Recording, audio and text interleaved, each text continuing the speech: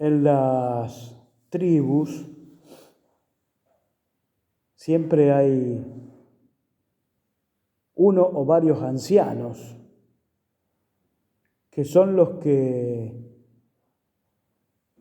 traen y comunican la sabiduría al pueblo. Por eso son respetados y son cuidados con mucha atención, porque también consideran que si han llegado a la ancianidad es porque Dios los protege de manera particular, porque tienen una misión muy importante, que es transmitir la sabiduría. Entonces son cuidados, como decía, con mucha atención. Les acercan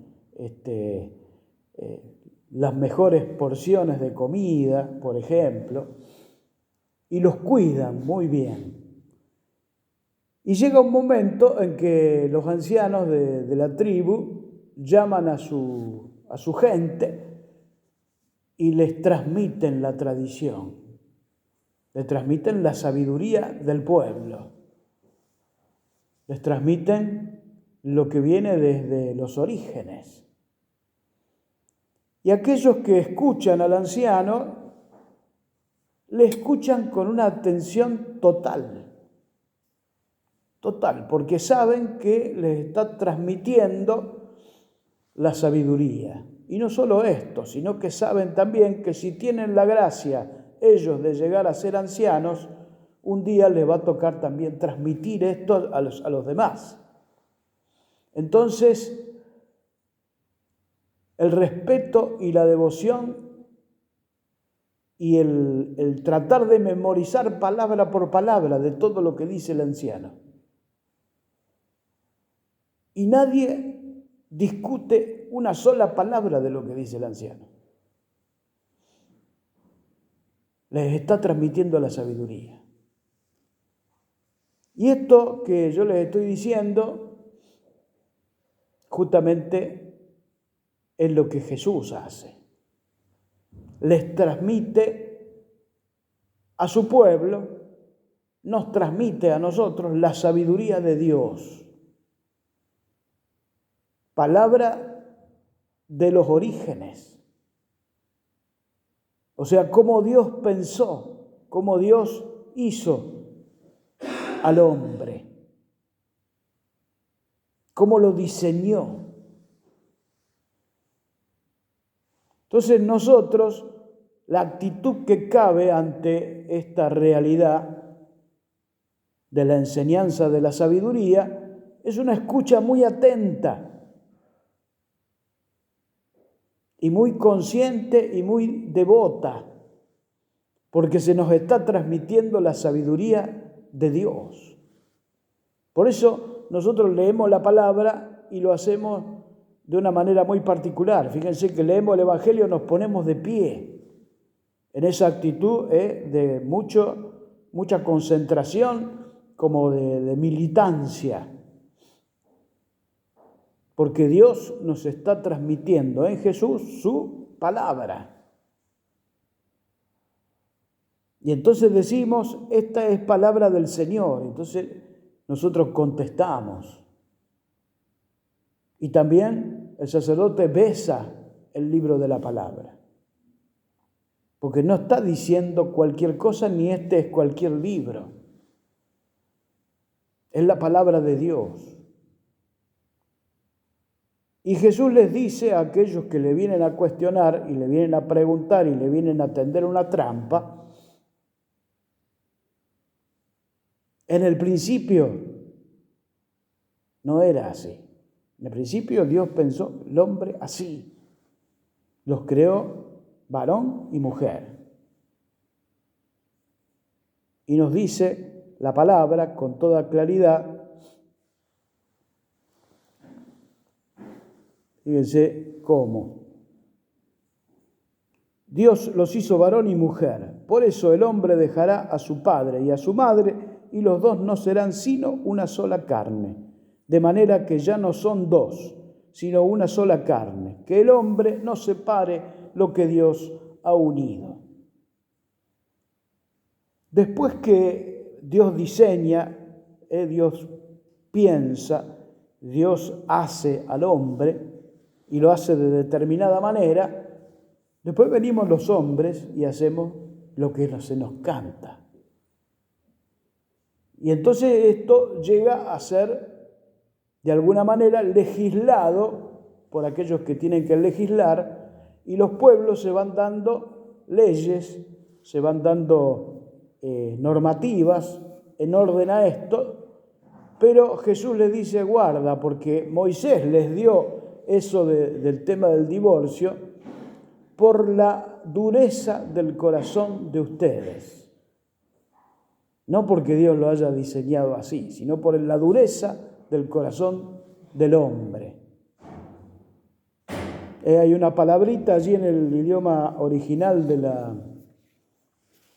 del Nuevo Testamento que dice esclerocardía, que quiere decir dureza del corazón. El corazón nuestro se hace como una piedra, duro, entonces no deja que penetre la palabra de Dios.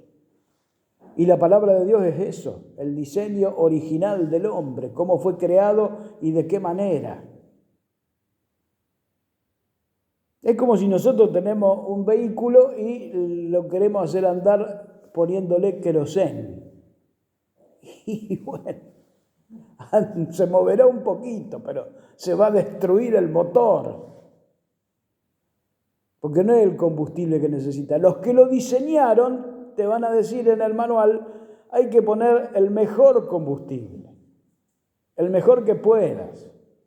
Incluso algunos te dan hasta la marca que hay que ponerle para que sea más perfecto el funcionamiento del vehículo. Nosotros tenemos el vehículo, hacemos cualquier cosa. El hombre tiene como el corazón endurecido. Eso quiere decir entonces esto de la dureza del corazón. La definición sería más o menos así. El corazón humano insensibilizado, quiere decir que no es sensible a las instrucciones de Dios, como consecuencia de su continua desobediencia. Nosotros hemos despejado del horizonte de la vida común a Dios. Entonces, claro, no entendemos lo de Dios y nos hacemos leyes de cualquier manera. Y entendemos esto del matrimonio de cualquier manera en este tiempo. Y se llegan a legislar las cosas más insólitas, totalmente contrarias a la naturaleza. Es decir, a los orígenes, a cómo Dios pensó las cosas. Lógicamente, como estamos en medio de una sociedad así tan lejana del pensamiento de Dios, tenemos que tener una consideración hacia aquellos que de alguna manera van viviendo situaciones que les alejan de lo de Dios. Pero claro, el hombre, al alejarse de Dios, al despejar a Dios de esta realidad, ha perdido la noción de los orígenes, ha perdido la noción del creador. Entonces fíjense cómo es esto que nos plantea Jesús. Dice, ya no son dos, el hombre y la mujer, sino una sola carne. Por más que son dos personas distintas, cada uno con sus características y sus individualidades, se hacen uno solo, una sola carne. ¿Y qué es lo que está ahí que une estas dos realidades? ¿Qué es esa otra realidad que aparece? El amor. Eso es lo que une. Y cuando decimos el amor, lo decimos en el sentido mismo de la Escritura, original. La Escritura nos termina diciendo, Dios es amor. Es decir, el que está uniendo a esas dos personas, a ese hombre, a esa mujer, es Dios mismo. Dios está en el medio. Dios está allí como juntando como haciendo una nueva realidad que se termina siendo fecunda con los hijos y se hace familia. Dios está allí. Y si nosotros sacamos de nuestra vida a Dios, hemos hecho lo peor que podíamos hacer, porque despejamos el componente esencial del matrimonio. O sea que el matrimonio no es una sociedad de dos, es de tres. Está Dios en el medio. Y cuando Dios está en el medio, fíjense lo que decía el aleluya que leímos recién. Si nos amamos los unos a los otros, Dios permanece en nosotros. Y el amor de Dios ha llegado a su plenitud en nosotros. Así que fíjense todo el contenido que hay acá para pensar, para reflexionar, para meditar, porque es muy profundo esto. Entonces la escucha de la palabra tiene que ser con una devoción muy importante. Dios nos está hablando y está transmitiendo la sabiduría de los pueblos, de los orígenes.